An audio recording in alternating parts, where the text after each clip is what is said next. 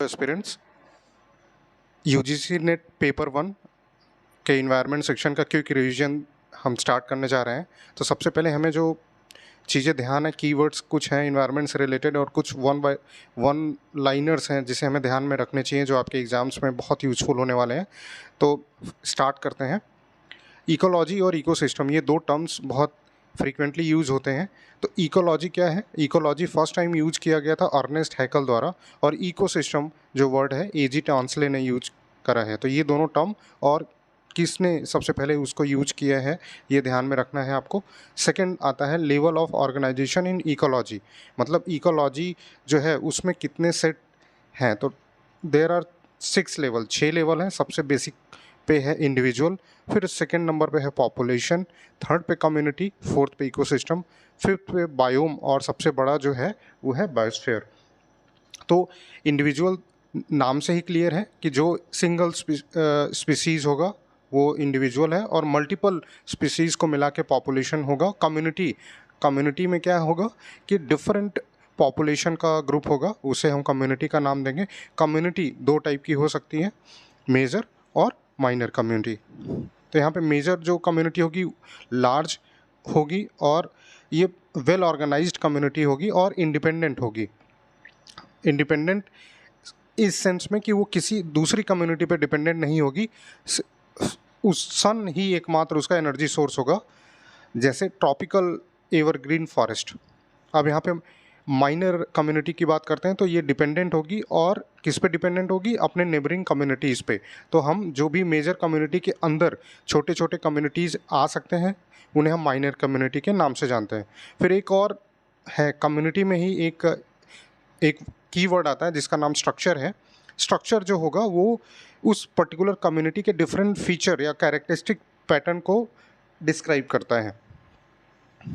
फिर इसके बाद इकोसिस्टम की बात करते हैं। तो इकोसिस्टम जो डिफिनीशन है, आपके ऑप्शंस में पूछा जा सकता है कि इकोसिस्टम के डिफिनीशन में कौन कौन से जो टर्म्स हैं वो यूज होते हैं। सबसे पहले इकोसिस्टम क्या है? एक structural and functional unit of biosphere है। इस इको सिस्टम में बायोटिक और एबायोटिक दोनों एलिमेंट शामिल होते हैं, जो कि ये दोनों बायोटिक और एबायोटिक एलिमेंट इंटरैक्ट करते हैं आपस में, और इकोसिस्टम को उसका रिजल्टेंट इकोसिस्टम होता है। फिर एक और 3 टर्म है जिसे हमें जानने की ज़रूरत है, इकोलॉजी, इन्वायरमेंट और इकोसिस्टम। हमने अभी इकोसिस्टम बताया कि जिसमें बायोटिक और एबायोटिक एलिमेंट्स इंटरैक्ट करें। इन्वायरमेंट वो एक सबस्ट्रेटम है जो पूरा एक आधार है। उस इन्वायरमेंट में ये पॉसिबल है डिफरेंट इकोसिस्टम का एग्जिस्टेंस। और इकोलॉजी है study of environment and ecosystem, क्योंकि इकोलॉजी, लॉजी हमने देखा होगा इटाइमोलॉजिकली लोगोस, यानी जिसकी स्टडी हम करते हैं।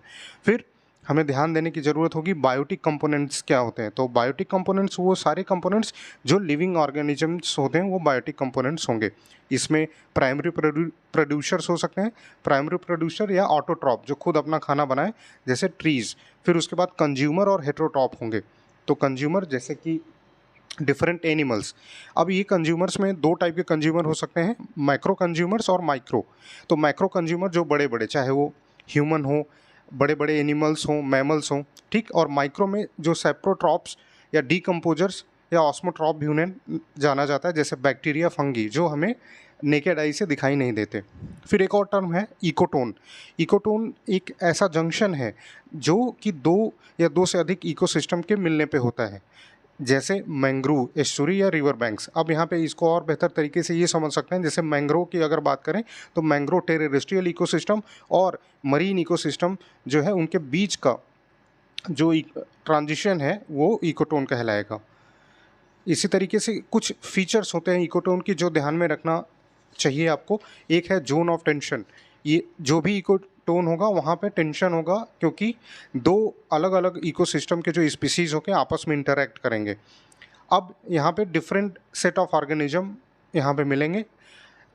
एज इफेक्ट और एज स्पीसीज, यहाँ पे इकोटोन से रिलेटेड कीवर्ड है। एज इफेक्ट क्या होगा कि जब number of species and population density of some of the species is much greater in this zone compare to adjacent communities.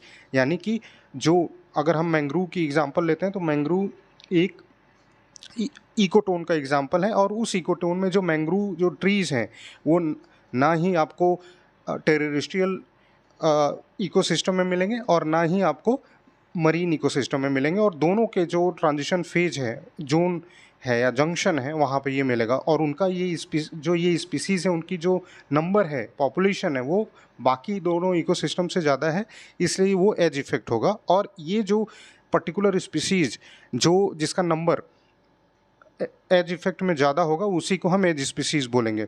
एक और फीचर जो कि इकोटोन से रिलेटेड है वो है इसका लीनियर होना, यानी कि जैसे जैसे हम एक इकोसिस्टम से दूसरे इकोसिस्टम में ट्रांजिशन करते हैं तो एक पर्टिकुलर स्पीसीज़ साइमल्टेनियसली इंक्रीज होगी और दूसरी पर्टिकुलर स्पीसीज़ डिक्रीज होगी। तो ये हमें ध्यान में रखने की ज़रूरत है। फिर अगला एक कीवर्ड आता है नीस।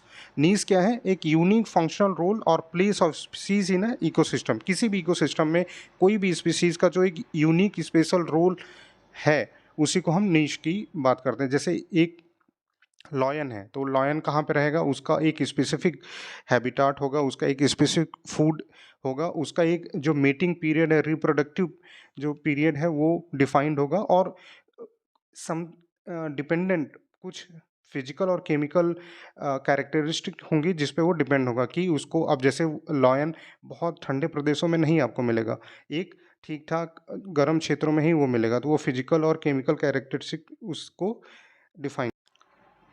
अगला कीवर्ड है biome. Biome is defined as terrestrial part of the biosphere.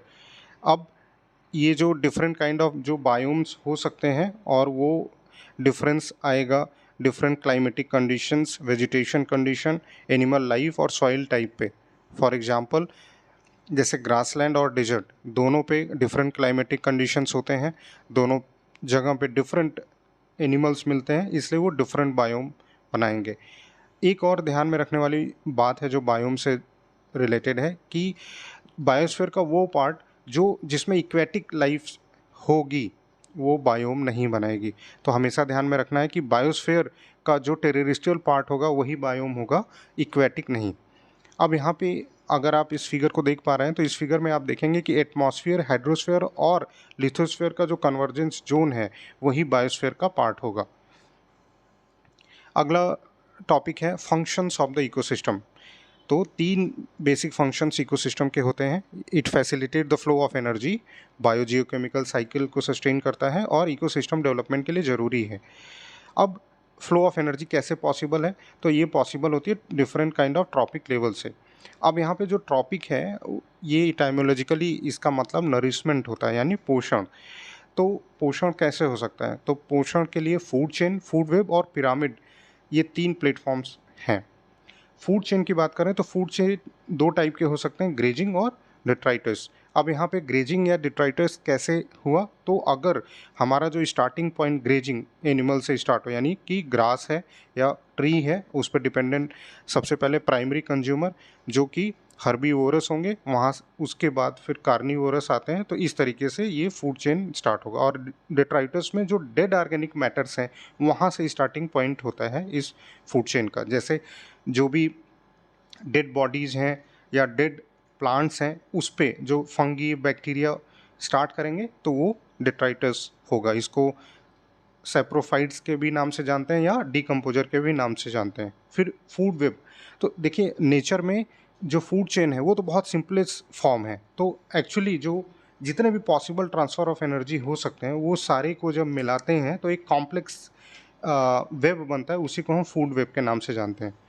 अब इकोलॉजिकल पिरामिड्स की बात करते हैं तो इकोलॉजिकल पिरामिड्स 3 टाइप के हो सकते हैं। पहला पिरामिड ऑफ नंबर्स, जहाँ पे डिफरेंट ट्रॉपिक लेवल पे हम डिफरेंट ऑर्गेनिजम्स को काउंट करेंगे। तो ये अपवर्ड और इनवर्ड दोनों हो सकता है। अपवर्ड तो सिंपल है, इनवर्ड की बात करते हैं तो इन्वर्टेड जो होगा वो ट्री होगा, क्योंकि ट्री एक है। अब ट्री जो कि प्राइमरी प्रोड्यूसर है इस पर डिपेंडेंट होंगे हर्बीवोर्स जैसे बर्ड्स हो सकते हैं, और फिर उसके बाद कार्निवोरस होंगे, ठीक। इसी तरीके से दूसरा जो टाइप है पिरामिड ऑफ बायोमास है।